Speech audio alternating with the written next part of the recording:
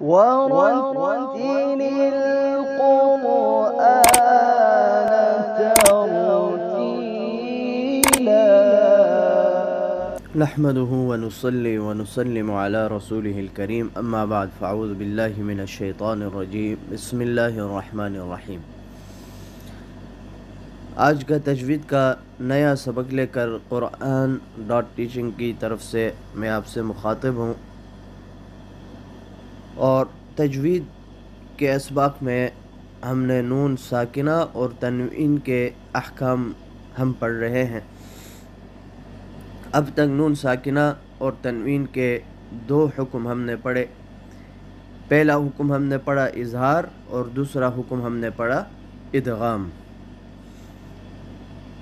اظہار اور ادغام ہم نے پڑھ لیا، اور آج کے تجوید کے اس سبق میں ہم تیسرا حکم جو کہ نون ساکنہ اور تنوین کا ہے وہ ہم پڑھیں گے۔ اس حکم کا نام ہے اقلاب۔ پہلا حکم اظہار، دوسرا حکم ادغام، اور تیسرا حکم ہے اقلاب۔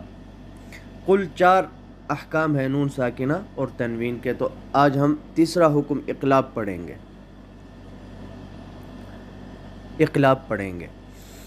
اقلاب کا ایک لغوی معنی ہے اور ایک اصطلاحی معنی ہے۔ ایک لغوی معنی اور ایک اصطلاحی معنی۔ لغوی معنی کیا ہے؟ عربی میں لغوی معنی ہے تحویل الشیء عن وضعه الطبیعی۔ اس کا لغوی معنی ہے کسی چیز کو اس کی اصلی حالت سے پھیر دینا۔ کسی چیز کو اس کی اصلی حالت سے پھیر دینا، یہ لغوی معنی ہے اقلاب کا۔ اور اس کا اصطلاحی معنی ہے جب نون ساکنہ یا تنوین کے بعد حرف با آئے، ایک ہی حرف با۔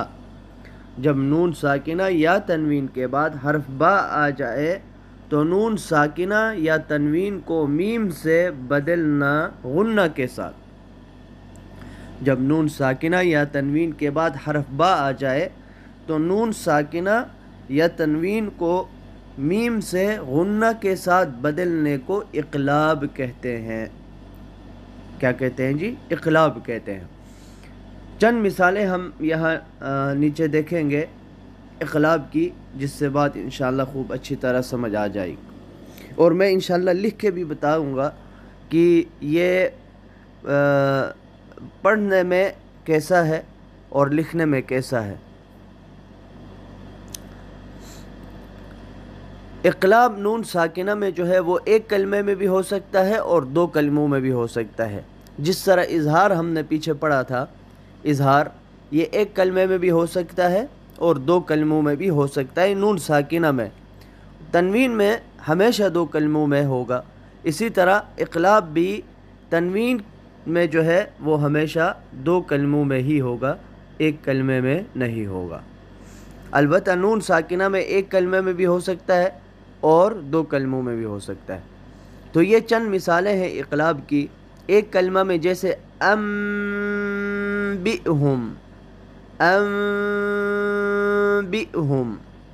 یہ ایک کلمے کی مثال ہے۔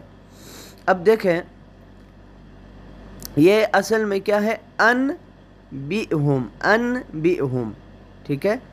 میں آپ کو لکھ کے دکھاتا ہوں یہاں پہ۔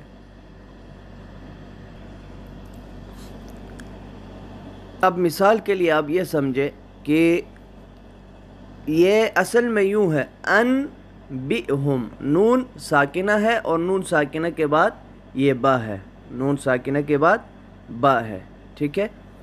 تو یہ اصل اس کی صورت ہے۔ اب چونکہ نون ساکنہ کے بعد حرف با آیا ہے، یہ با اقلاب کا حرف ہے، تو یہاں اقلاب ہوگا۔ اور اقلاب کا ہم نے معنی کیا کیا کہ اقلاب کس کو کہتے ہیں؟ اقلاب کی تعریف ہم نے کیا پڑھی کہ جب نون ساکنہ یا تنوین کے بعد حرف با آ جائے تو نون ساکنہ یا تنوین کو میم سے بدلنا اور غنہ کے ساتھ ادا کرنا، یہ اقلاب کہلاتا ہے۔ اب اس کی صورت یہ بنے گی، دیکھیں یہ انبئہم سے بنے گا انبئہم، انبئہم، نون کی جو آمیزش ہے وہ اس میں باقی رہے گی، وہ اس میں باقی رہے گی. تو ہم اس کو کیا کریں گے؟ میم سے بدل کر غنہ کے ساتھ پڑھیں گے. اور کیسے پڑھیں گے؟ انبئہم، انبئہم. تو انبئہم سے کیا ہو گیا؟ انبئہم. اسی طرح دوسری جو مثال ہے انبورکا، یہ اصل میں ہے انبورکا، انبورکا. یہ نون ساکنہ ہے، نون ساکنہ کے بعد با حرف اقلاب کا آیا ہے. تو اس کو ہم کیا کریں گے؟ اس نون ساکنہ کو میم سے بدل کر غنہ کے ساتھ پڑھیں گے. اسی لیے قرآن مجید میں آپ دیکھیں گے کہ جہاں جہاں یہ اقلاب کی صورت ہوگی، جہاں جہاں یہ اقلاب کا حکم آئے گا، خواہ وہ نون ساکنہ کی شکل میں ہو یا تنوین کی شکل میں ہو، تو وہاں آپ کو اس نون ساکنہ کے اوپر چھوٹا سا میم وہ لکھا ہوا دکھائی دے گا، جیسے یہاں پہ آپ دیکھ رہے ہیں. اور اسی طرح تنوین میں بھی آپ کو چھوٹا سا میم اوپر لکھا ہوا ملے گا. تو آپ نے وہاں پر اس نون کو نہیں پڑھنا بلکہ نون کو میم سے بدل کر پڑھنا ہے. جیسے ابھی ہم نے یہاں مثالوں میں پڑھا انبئہم، ٹھیک ہے، انبورکا. اور اسی طرح دوسری مثال دیکھیے لَيُنبَذَنَّ. اب دیکھیں نون ساکنہ کے بعد حرف اقلاب با آیا ہے، تو اس نون ساکنہ کو میم سے بدل کر غنہ کے ساتھ ادا کریں گے. اسی طرح من بعد، اصل میں یہ کیا ہے؟ من بعد ہے، تو یہاں اقلاب ہوگا، نون کو میم سے بدل کر غنہ کے ساتھ پڑھیں گے. من بعد، من بعد. اور تنوین کی مثال سمیع بصیر. اب دیکھیں تنوین ہے اور تنوین کے بعد حرف با آیا ہے جو کہ اقلاب کا حرف ہے. تو اس تنوین کو ہم کیا کریں گے؟ میم سے بدل کر غنہ کے ساتھ ادا کریں گے اور یوں پڑھیں گے سمیع بصیر، سمیع بصیر. دوسری مثال زوج بہیج، زوج بہیج.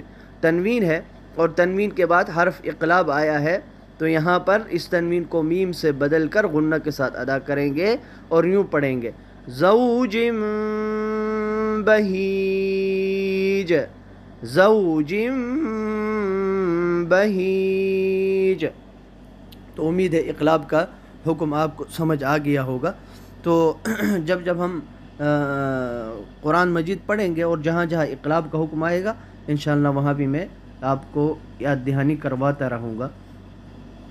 تو خلاصہ یہ کہ تجوید کے احکام میں نون ساکنہ اور تنوین کے جو احکام ہم نے پڑھے ان میں سے اب تک ہم نے 3 حکم پڑھ لی الحمدللہ. اظہار کا حکم پڑھا، ادغام کا حکم، اور آج کے اس سبق میں ہم نے اقلاب پڑھا. یہ تو تجوید کا سبق ہو گیا. اور آج ہم تھوڑے سے جو رموز اوقاف ہے قرآن مجید کے وہ بھی انشاءاللہ ہم تھوڑے یہاں پڑھیں گے. اور اگلے جمعرات میں جب ہم نون ساکنہ اور تنوین کا آخری حکم جو کہ اخفاء کا حکم ہے، جب ہم وہ حکم پڑھیں گے تو اس کے ساتھ جو باقی رموز ہے وہ بھی ہم مکمل کریں گے. رموز اوقاف قرآن مجید کے میں نے یہاں پر یہ لکھ لیے ہیں، اور آپ قرآن مجید کے بالکل آخر میں دیکھیں گے، اور تاج کمپنی کا ہو یا کوئی اور، تو اکثر قرآن مجید کے آخر میں وہاں یہ رموز لکھے ہوتے، آپ وہاں سے بھی دیکھ سکتے ہیں. ٹھیک ہے. تو ایک جو رمز ہے وہ گول دائرہ کی شکل میں ہے. گول دائرہ، یہ گول دائرہ کیا ہے؟ جہاں بات پوری ہو جائے وہاں چھوٹا سا گول دائرہ لگا دیتے ہیں. در حقیقت یہ گول تا ہے. یہ جو گول دائرہ ہے یہ کیا ہے؟ گول تا ہے. اور یہ وقف تمام کی علامت ہے، یعنی اس پہ رکنا چاہیے. تو یہاں یہ گول دائرہ آئے، گول دائرہ اگر آپ کو ملے قرآن مجید کے اندر تو وہاں آپ رک سکتے ہیں. اکثر لوگوں کو پتہ نہیں ہوتا کہ ہم یہاں رکے نہ رکے، کیا کرنا ہے، یہ کیا چیز ہے، یہ کیا بلا ہے، کیوں لکھا گیا ہے، تو پتہ نہیں ہوتا. تو یہ گول دائرہ جہاں آپ کو ملے تو وہاں پر آپ رک سکتے ہیں، آپ اپنا جو سانس ہے اس کو توڑ سکتے ہیں. یہ ایک رمز ہے. دوسرا آپ کو لکھا ہوا ملے گا میم. یہ میم تو یہ وقف لازم کی علامت ہے، یہ وقف لازم کی علامت ہے کہ اس پہ ضرور ٹھہرنا چاہیے، اس پہ ضرور رکنا چاہیے۔ اگر نہ ٹھہرا جائے تو ممکن ہے کہ مطلب کچھ کا کچھ ہو جائے۔ جیسے اس کی ایک مثال جو عام طور سے دی جاتی ہے، آپ کسی کو کہتے ہیں اٹھو مت بیٹھو، اٹھو مت بیٹھو۔ اب دیکھو اٹھو اس میں جو ہے حکم ہے، اور مت بیٹھو اس میں ایک کام سے روکا جا رہا ہے، ایک کام کے کرنے کا حکم دیا جا رہا ہے اور دوسرے کام سے روکا جا رہا ہے، منع کیا جا رہا ہے۔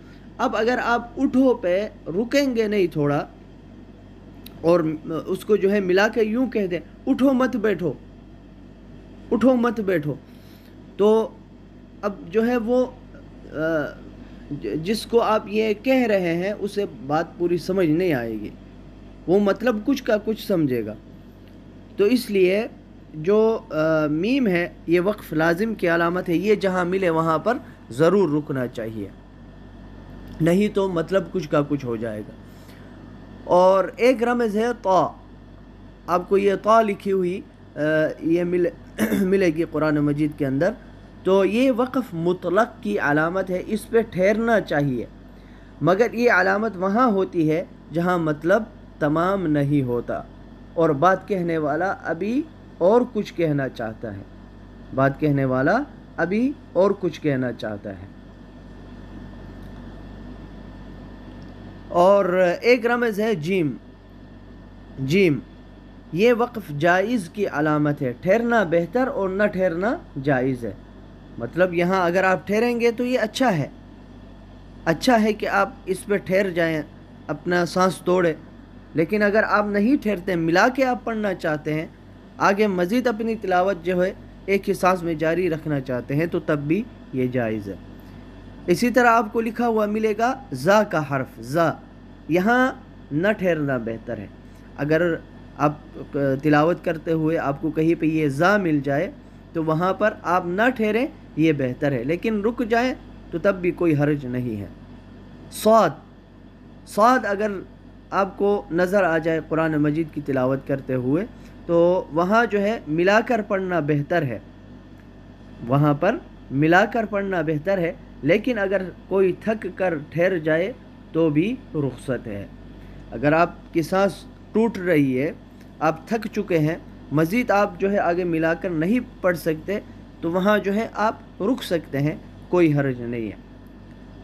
اور ایک یہ صلے، یہ آپ کو ملے گا صاد لام اور بڑی یہ، تو اس کا جو مطلب ہے وہ یہ ہے کہ الوقف اولا کا یہ اختصار ہے کہ یہاں پر وقف کرنا، یہاں پر رکنا جو ہے رک سکتے ہیں، الوقف اولا یعنی یہ بہتر ہے، اس کا جو ہے یہ اختصار ہے۔ یہاں ملا کر پڑھنا بہتر ہے، ملا کر پڑھنا بہتر ہے، لیکن وقف کرنا جو ہے رکنا وہ اولا ہے، وہ اور زیادہ بہتر ہے۔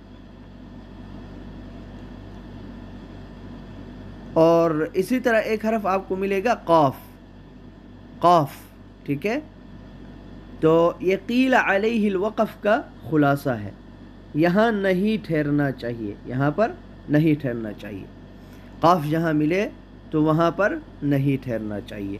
تو یہ کچھ رموز ہم نے آج پڑھے اور کچھ باقی رہتے ہیں، وہ انشاءاللہ اگلے جمعرات کے دن جب ہم تجوید کا سبق پڑھیں گے تو اس سبق کے ساتھ اس سبق میں ہم اخفاء کا حکم بھی پڑھیں گے، اور ساتھ ساتھ جو رموز اوقاف ہے قرآن مجید کے جو باقی رہ گئے وہ بھی اس سبق میں مکمل کریں گے۔ اللہ رب العزت سے دعا ہے کہ اللہ کریم ہمیں قرآن مجید کو تجوید کے ساتھ سیکھنے، سمجھنے، عمل کرنے کی توفیق عطا فرمائے۔ السلام علیکم ورحمۃ اللہ وبرکاتہ۔